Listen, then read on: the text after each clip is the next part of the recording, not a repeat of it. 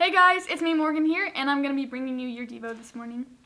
So something that I wanted to share is actually a quote that I heard from a pastor named Michael Carrion. I got to go to a church planting conference just a couple of weeks ago in Orlando, Florida. It's called Exponential, so some of you guys might have heard of it.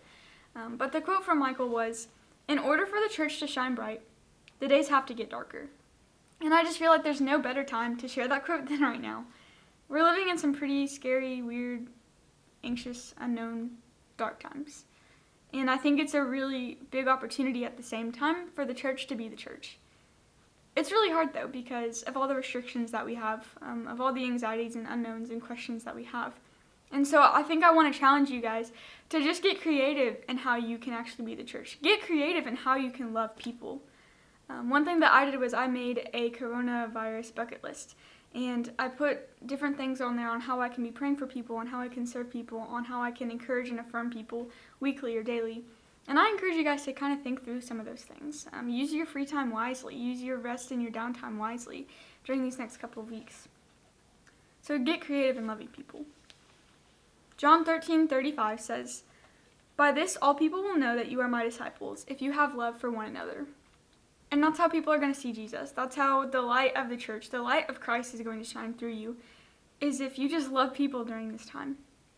And I think for me that can be really hard because to love other people means that you have to love Christ first. And I know for me, throughout these couple of weeks, days, whatever, I've really been struggling. I've had doubts and I've had questions. And I've had a lot more of those than I have had in a very long time in my faith. It's hard because I feel like the questions that I have won't get answers for a really long time.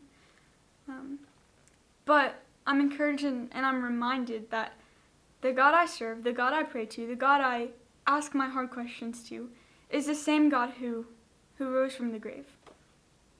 The God I serve is the same God who gave us the gift of the Holy Spirit that dwells within us in each moment, and we have the power to utilize that as much and as often as we want.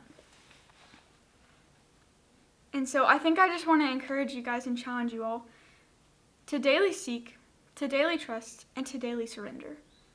These are things that I've been trying to remind myself, that we need to first daily seek Christ. We have probably a little bit more free time than usual, maybe, hopefully. If not, even more so a challenge and a commitment to seek Christ first and to put Him first in your life. We have to daily trust, to trust that, God, you are not surprised by what's happening. God, you still hold your children and you still love them. And daily surrender, to surrender to God's sovereignty, that you are still good and that you are still faithful and you're all-knowing. We can't teach God anything. But this verse that I just want to leave you all with, and I hope this encourages you, is Acts 1:7. And it says, "It's not for you to know times or seasons that the Father has fixed by His own authority." And so I think just take this time to really be okay with asking God questions. Be okay with bringing God your doubts. And use that as leverage to try to love people creatively in this time. To really be the church. So I know that it's insane and you probably never thought that you would be here at this season in your life or be going through this or have these emotions and this experience. But I can assure you that God is the same yesterday, today, and forever. Thanks, guys.